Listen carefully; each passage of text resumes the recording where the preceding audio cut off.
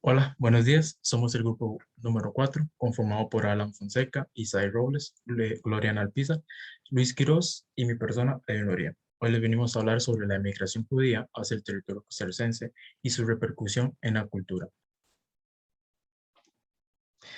En la elaboración de este documento, la investigación es un punto fundamental, ya que se hará énfasis en hechos históricos que de cierta forma influenciaron no solo la cultura alrededor del sector de los sucesos, sino también en los eventos que tuvieron repercusiones a nivel mundial. Como ejemplo de lo anterior mencionado, si la repercusión que tendría para el mundo el trato recibido del pueblo judío a lo largo de la historia, y cómo este mismo empezaría su ardua labor por emigrar a diferentes puntos del globo. Uno de estos puntos a donde el pueblo judío emigró fue el territorio costarricense. Por ende, en este trabajo se investigará las repercusiones que tuvo la influencia de las emigraciones judías en la conformación de la cultura costarricense. Objetivo general: compilar información sobre aspectos como historia, cultura, identidad, tradiciones, costumbres del pueblo judío y cómo este afectó la conformación de la sociedad costarricense en procesos migratorios mediante el análisis de fuentes bibliográficas.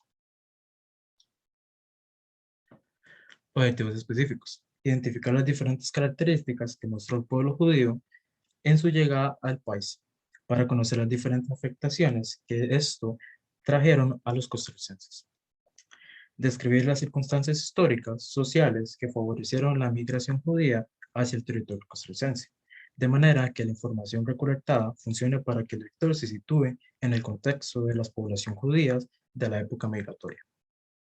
Y por último, analizar la repercusión de las migraciones judías en ámbitos referentes a la gastronomía, la arquitectura, el éxito, la música, la religión o la educación, presente en la actualidad y la sociedad costarricense, para entender la diversidad cultural presente en nuestro país.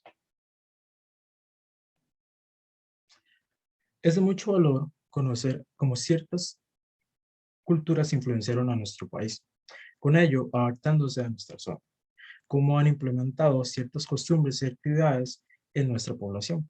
También es importante la aceptación que se ha tenido con diferentes poblaciones al llegar al país. Por otra parte, es muy curioso cómo se conoce el origen de ciertas actividades o prácticas diarias que tenemos hoy en día, que algunos son nacidas de nuestra localidad y otras son provenientes de estas poblaciones inmigrantes que llegaron al país.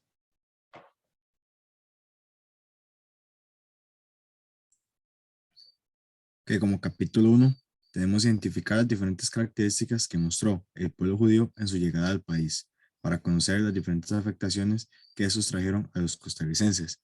El capítulo se enfoca en diferentes características que traen los judíos e incluso diferentes actividades y costumbres que implementan o introducen al territorio costarricense.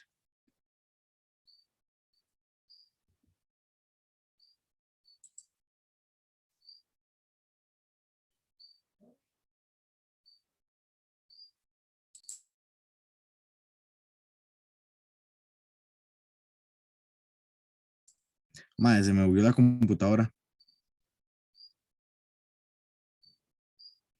Parte de esas diferentes características que mostraron el pueblo judío, encontramos cómo la gran mayoría de judíos vienen inmigrantes del país de Polonia.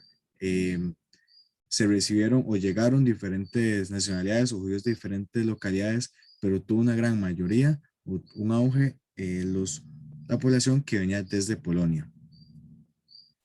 Ok, en el modelo educativo, ellos traen una línea de trabajo donde los hijos o los niños masculinos los educaban, los educaban bajo una línea a que ellos hicieran el trabajo de los padres. Tienen una línea de masculinidad y hacer los mismos funcionamientos que ellos tienen en el grupo familiar. Luego, al otro lado, a las niñas, ellos igual los educaban de una manera que tuvieran esa línea de crecimiento o de trabajo u ocupación que las madres. Trabajos de hogar, cuidado de los niños y la parte de educación hogareña. En el comercio también tuvieron un gran impacto, donde ellos hacían o tenían 3 pasos, ¿verdad? Para una comercialización, donde enfocaron el financiamiento como primer paso. El segundo es distribución de mercancías, telas y ropa primordialmente. Que el tercer paso es brindar puestos de trabajo a los nuevos inmigrantes. ¿Qué hacían con esto? Final de cuentas, dan un financiamiento o un préstamo de dinero a las personas para que con ese dinero hicieran la compra de sus artículos. Entonces era como darle vuelta al dinero. Ahora, el tercer paso, donde la venta los puestos de trabajo a los inmigrantes, es para llamar la atención y las personas que llegan, pues no tienen dinero y les ayudan con este trabajo.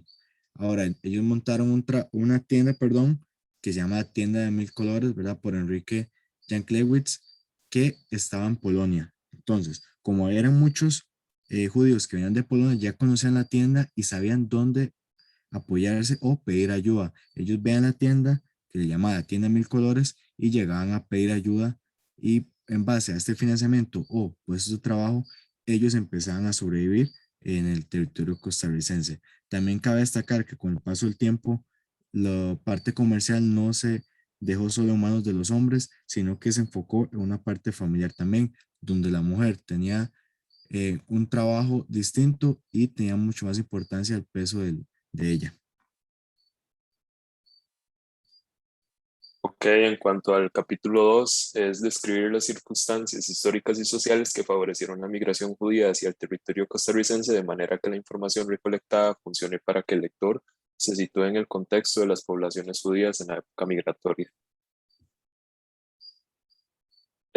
Costa Rica a lo largo de los años ha tenido muchas migraciones, han llegado muchísimos europeos, algunos llegaron para posicionarse en las clases más altas, como ha sido el caso de los franceses o ingleses, y otros llegaron más humildes y para los sectores más pobres, digamos, como la mano de obra.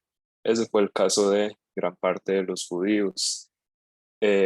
Entre las migraciones que han ocurrido, la migración judía representa un porcentaje bastante alto, principalmente porque los años en los que migraron eran grupos como de 600 personas y debemos tomar en cuenta que en esos años la población de Costa Rica era muy reducida.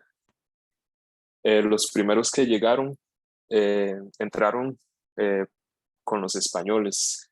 De hecho, fue en la época colonial y fueron los sefarditas.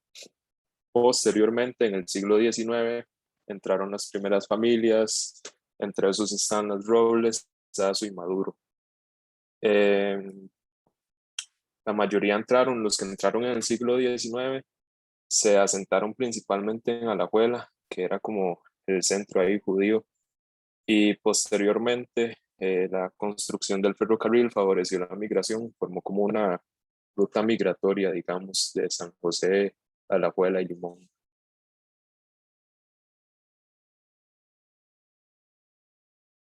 Ya puedes pasar la diapositiva.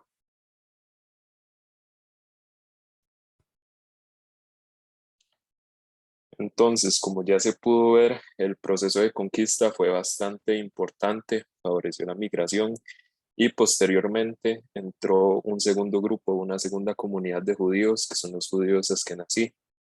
Eh, Hubo una entrada bastante considerable en la cantidad de judíos entre los años de 1917 y 1940. Sin embargo, el primer judío de esta comunidad que entró fue muchísimo antes, en 1869, y fue un odontólogo, Maximiliano Fischer. Y bueno, esta es la comunidad más numerosa que hay en Costa Rica.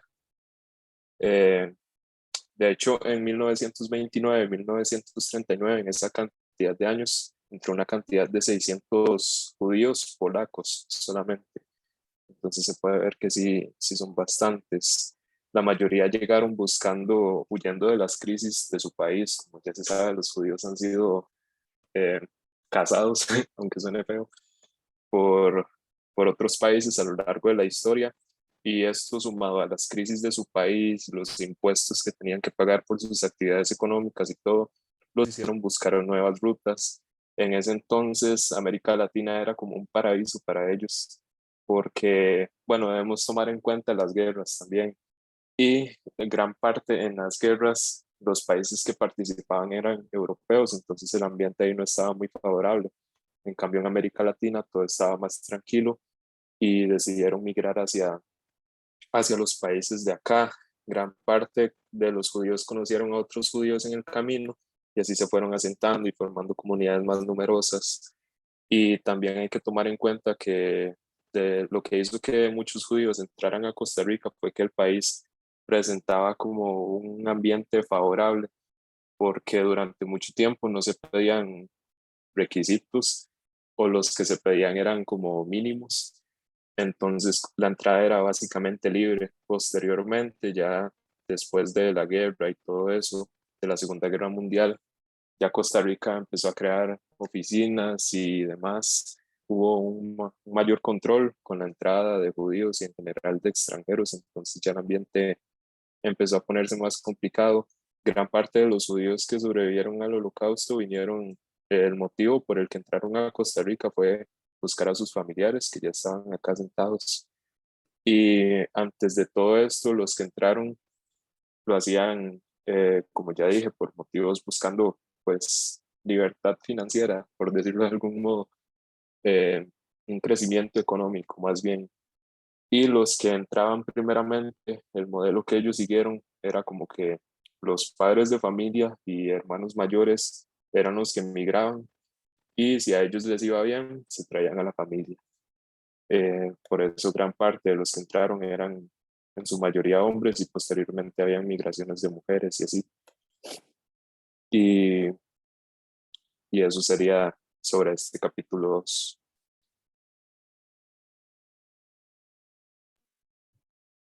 Ok, la diversidad cultural es una fuente de intercambios, de innovación y de creatividad que constituye el patrimonio común de la humanidad.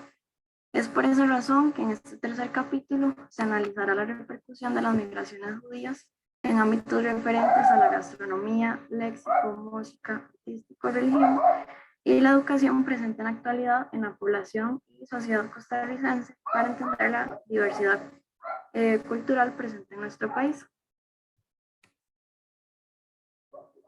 Vamos a empezar con el ámbito religioso. La presencia de migrantes judíos nos aportó una gran influencia en el ámbito religioso, ya que se supone que muchos de los primeros colonizadores costarricenses eran judíos sefarditas, como ya el compañero lo mencionó, recién conversos escapando de las persecuciones de la península. Entonces, uno de los datos interesantes es que el gesto del santiguarse proviene de esta población, ya que era algo que ellos utilizaban siempre como un símbolo sagrado. Otro sería que en el plano cultural derivado de la fe judía es que según el Marco Calderón, a las personas residentes del cantón de Escazú se les suele llamar brujos, y esto se debe a que los rituales y la liturgia judía previo al inicio del Shabbat o día de reposo incluían el encendido de las velas y la realización de gestos corporales, especialmente de las manos, para darle la bienvenida a esta importante festividad semanal. La explicación a esta tradición se basa en que al oeste de San José, los habitantes de dicho lugar notaron que algunos miembros de la comunidad los viernes no salían de la casa, encendían candelas y hacían gestos con las manos por la conmemoración del Shabbat, que es el séptimo día de la semana y el día más sagrado. Esto resulta muy llamativo porque se evidencia cómo nuestros antepasados han dejado una huella profunda en los hábitos y costumbres heredados.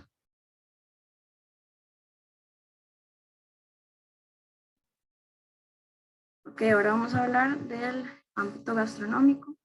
También la población judía contribuyó con una serie de aspectos gastronómicos en la conformación de la idiosincrasia costarricense, demostrando que tienen un gran derroche de imaginación y creatividad culinaria. Entonces, como menciona Chévez en el 2015, en cuanto a las tradiciones culinarias, se denota su influencia en la cocina, desde la hada fina, presente en un caldo de frijoles, carne, arroz y huevos duros, hasta la jalea, que no falta en ninguna casa.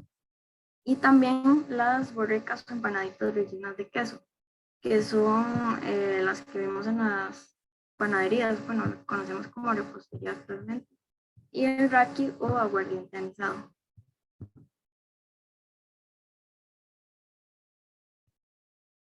Ahora con la parte del léxico, la diversidad lingüística costarricense está conformada por la influencia de varias culturas, como ya lo hemos visto anteriormente en la clase, entre ellas la judía. Así lo asegura Chávez. En cuanto al hablar cotidiano, nos encontramos con una gran cantidad de palabras provenientes del judío español o ladino, que fueron expresiones propias que identificaron a estos campesinos. Por ejemplo, la palabra mercar, que en ladino significa comprar, es utilizada en la obra del renombrado escritor costarricense Aquileo, denominada Marcando Leña, una de las creaciones literarias más representativas de Costa Rica, que utiliza este término judío como típico del vocabulario propio del campesino. Otras palabras que utilizamos provenientes de esta cultura serían achará, que básicamente la utilizamos como se echó a perder, ojalá, que viene significando Dios quiera, jupa, que sería cabeza, creo que eso es muy común, finado, que sería fallecido. Lo anterior evidencia cómo estas migraciones moldearon la identidad costarricense y fue parte esencial del desarrollo como país. La inclusión de elementos léxicos procedentes del idioma judío en un solo léxico debe interesarnos aquí, porque su existencia evidencia y simboliza la fragmentación fundamental del pueblo judío.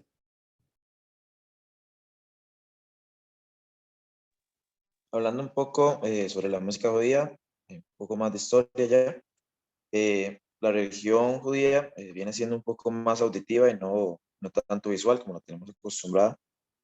La música en ellos desarrolla un, un ahuyento de la monotonía del desierto, los cuales ellos realizaban marchas infra, inflagrables, las cuales debemos agregar que tenían una necesidad de cual crear un arte, en este caso la música, apropiado en un entorno familiar y aparte que me hiciera afrontar los eventos de la naturaleza de una mejor manera. Hay una canción particular, encontramos ahí, Débora, la canción de la posesión del Canaán.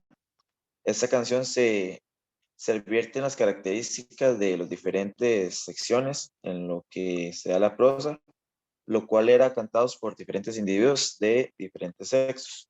Hablando un poco más sobre Débora, fue la primera jueza en la historia del occidente. En los años de 1132, este personaje asumió un nuevo cargo, el cual lideró impensable en aquellos tiempos por una mujer, con todo lo que era el término del machismo en ese entonces, que se daba mucho. En esos tiempos los hombres tenían muchas responsabilidades, ya sea sociales y religiosas. Sin embargo, esta mujer asume el papel de muy buena manera. Entre los instrumentos que podemos encontrar son los instrumentos de cuerda, un instrumento de percusión y de viento. En los instrumentos de cuerda está el kinnor, el cual viene siendo como una lira. Está el nebel, que puede ser un arpa, pero esta de 10 cuerdas. En lo que ya son los instrumentos de viento está la sorejá, el cual consiste en prácticamente es una trompeta de metal.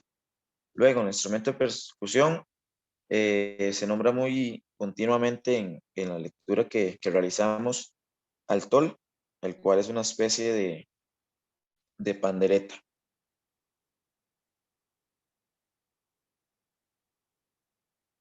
En los conceptos estéticos y la arquitectura, ellos tenían 3 puntos claves: el acercamiento a la divinidad, la belleza al objeto artístico y la luz, color, número y medida en gran escala. Ellos mantenían presente el principio de la creación artística, como los cristianos también. Sin embargo, ellos tenían esa perspectiva de ninguna reflexión se acerca a lo bello, sino que el resultado de la necesidad que se tenía se acercaba a la divinidad, expresándolo ya sea en un culto, en menor o gran medida, dependiendo la expresión que ellos querían darla en ese momento. La belleza en el contexto artístico no solo radica en la perfecta conjugación, sino también utilidad del mismo, sino que este es un ajuste entre una forma, una utilidad, o ya sea una sujeción en lo que es la religión. También hay un concepto muy principal, el cual es lo estético, que en este caso es el decoro. El decoro, según las fuentes que buscamos, está definido como una arquitectura hispano-judía. El decoro es más bien una representación adecuada de los diferentes típicos de la vida humana. También una conformidad con lo decente y lo apropiado en cuanto es algo justo, en cuanto a la moralidad y dependiendo la religión, que en este caso sea la judía. Los cristianos en la arquitectura judía se parecen mucho en una interpretación de lo filosófico y la teoría, en los cuales las estéticas deseables en las iglesias o las estructuras donde se practica la religión están muy definidas con la luz, los colores y los números con las medidas. La luz para ellos se convierte en un símbolo de la presencia divina. En lo que son los números, se impregna todos los textos bíblicos, los cuales los usan mucho para, valga la redundancia, numeración de los diferentes objetos o diferentes temas a medida del tiempo o un espacio establecido. El número es muy importante ya que es el principio del orden y es una base de cualquier relación en diferentes armonías de componentes de la arquitectura judía, precisamente de llevarlo a una forma más limpia, ordenada y armónica. En lo que son las medidas, tenemos medidas de diferentes formas, encuadradas, redondas y demás, con los cuales se convierte en un elemento muy decorativo, de primer orden, además de un valor simbólico del mismo, del modo que pueden estar los de formas geométricas en diferentes espacios y volúmenes, los cuales llaman demasiado la atención y esto les parece agradables para estas personas.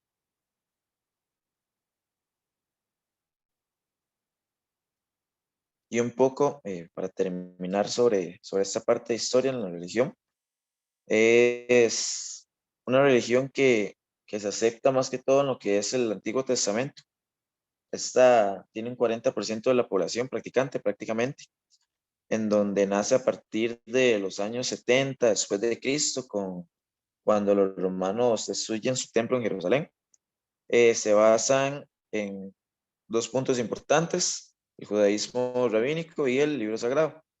El libro sagrado es de suma importancia para cuál ocupa la Biblia hebrea, en salvo pequeños detalles que están en el Antiguo Testamento de los cristianos. Para resumir un poco, esta ley contiene alrededor de unos 613 conceptos, los cuales dice la teoría que 365 son negativos y 248 positivos. Como por mencionarlos por encima, los judíos tienen que rezar 3 veces al día, una por la mañana, por la tarde y al anochecer, los cuales son los momentos que ofrecen los sacrificios en los templos de Jerusalén. Además, en lo que es el rabinismo, ya posee ciertas similitudes con las diferentes creencias religiosas, los cuales permiten entender las diferentes costumbres y tradiciones de ciertas culturas.